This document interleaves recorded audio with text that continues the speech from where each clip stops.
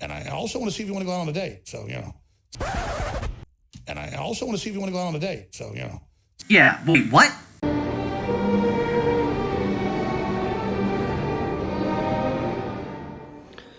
This is my part 2 of the Jones Yaniv interview.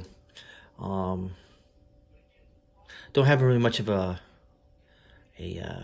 beginning part of this, but we'll continue on with. She's basically kind of refuting any shenanigans going on with,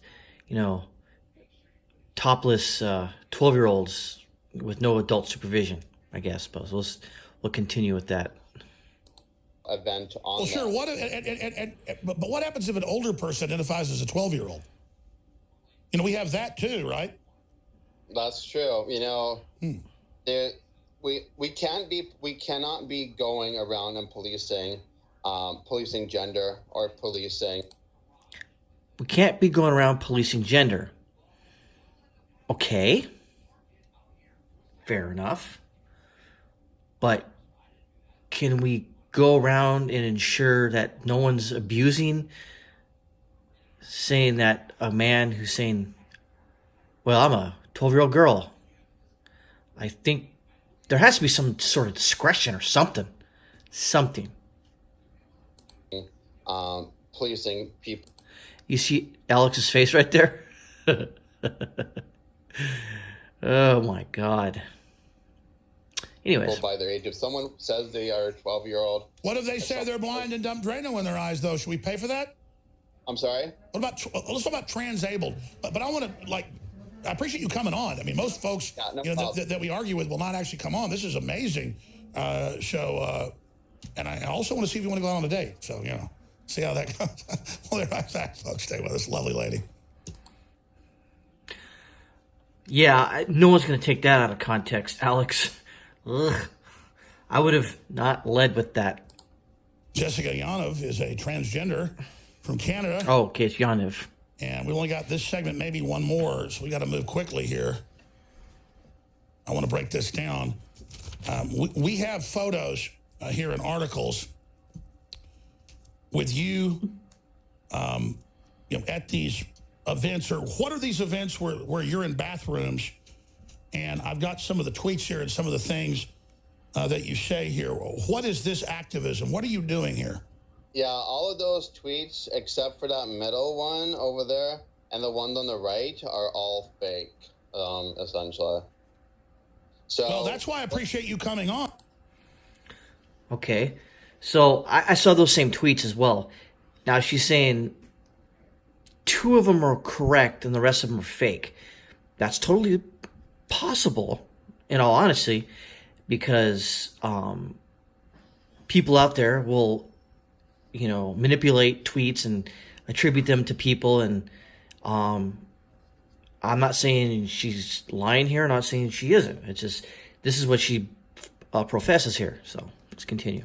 Because, you're quite the sensation online. This way you get to actually say something. Yeah. I'm still trying to figure out who did this. I am presuming that this is an anti-LGBTQ activist. It doesn't necessarily have to be anti-LGBTQ activist per se. It could be just someone who, a provocateur, someone who just doesn't like you personally. It doesn't necessarily make them, a transphobe or anything like that. So.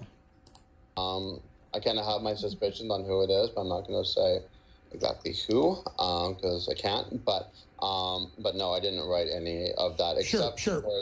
Yeah. What did you mean earlier by you can't discriminate by age? What does that mean?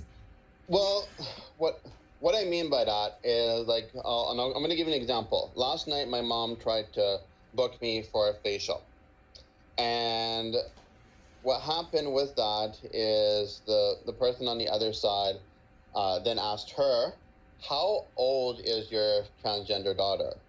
To which she replied 32. And then both of us were refused service. Not only Okay. Now, that's kind of an odd question to when you're booking an appointment for a facial. And they ask... Okay, there's some information that she's leaving out here, obviously. Because usually when you book a massage or some sort of like a pedicure, manicure, if you will, I've never heard when my wife made an appointment to ask her age or anything like that. So that's kind of a weird question. Again, it just seems like there's some missing information that Jessica isn't producing here yet. On several protected grounds, actually, and this is going to go before the tribunal, but essentially on family status, gender identity and expression, sex, and also age as well. So, well, I'm just asking a question. If you're a woman, because I'm not big into, I might have had one pedicure, one manicure in my life, and I've been on a cruise before with my ex-wife, and they said, yep, hey, you want his and hers facials? And they did this facial, put cream on my face, and did all this. I mean, they weren't asking man or woman. They just said, you want a facial. So how does this, I don't even get how they're, like you're on the line, I'm a transgender, I'm getting a facial. And they're like, no, I mean. Exactly. The problem that we have where I reside is there's quite racialized cultural groups here. Okay. That's what Alex Jones essentially confirmed what I was thinking, is that when you go on cruises or anything like that, his or her facials, massages, etc., they don't ask age. Maybe perhaps if it's a younger woman or little girl below the age of 18 or something like that, even then you'd have to be with a parent most likely. But even then, I don't know about that. Let's say like like a young girl's going for the prom, she's going with a bunch of friends, and they're like 15, 16 years old. I don't know. That just seems, again, it just seems like Jessica is leaving some information out here. It doesn't seem like something you would normally ask somebody. I don't know. We'll continue. That do not believe in transgenderism, and they believe that they have the right. They believe that they have the right to review service on any basis that they want, including that. Let me guess, because most of, I mean, like I'd say 70% of the nails and facial stuff, is it Vietnamese or Asians? It's kind of a mix. It's like the way I explained it to the tribunal is when you deal with things like waxing, it's usually Vietnamese or East Indian. That's somewhat correct. And I've been in a few places around the world.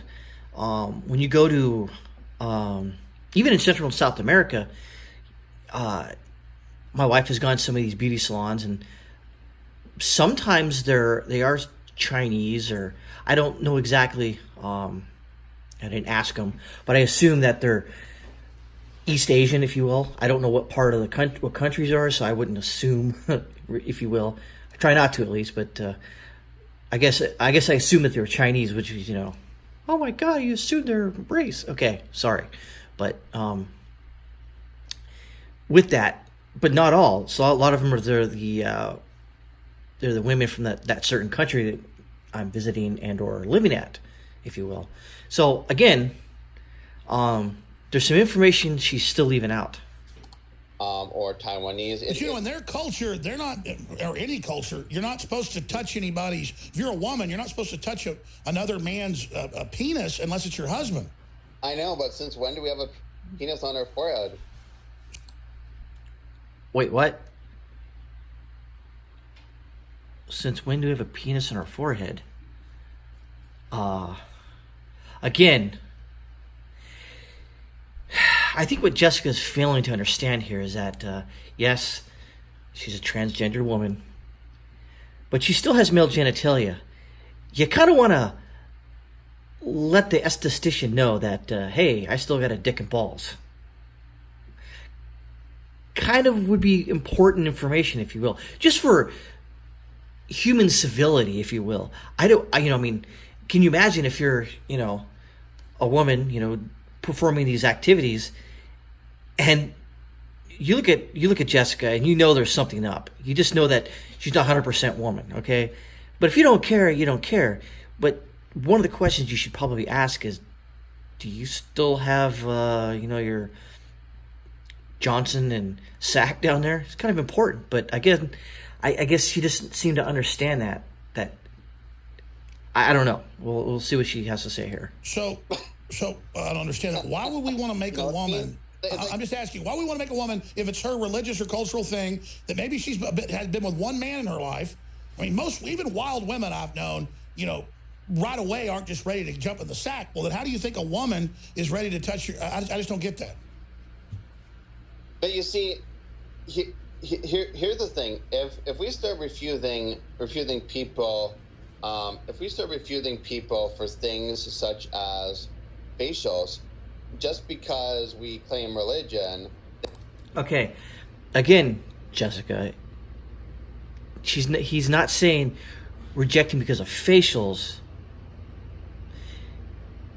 Alex Jones is bringing up a very poignant piece of information here.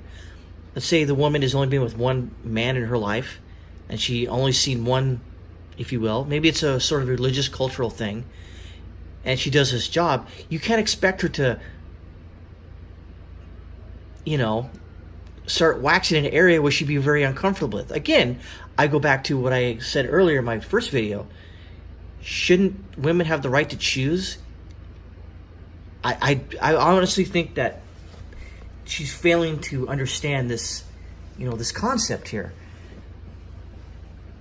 I'm pretty sure there's somebody out there that would be more than happy to do it. But then again, I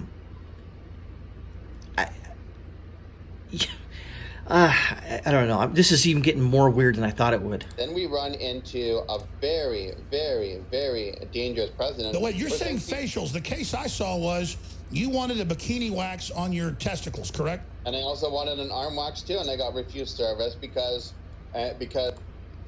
Okay. You got refused service for an arm wax as well.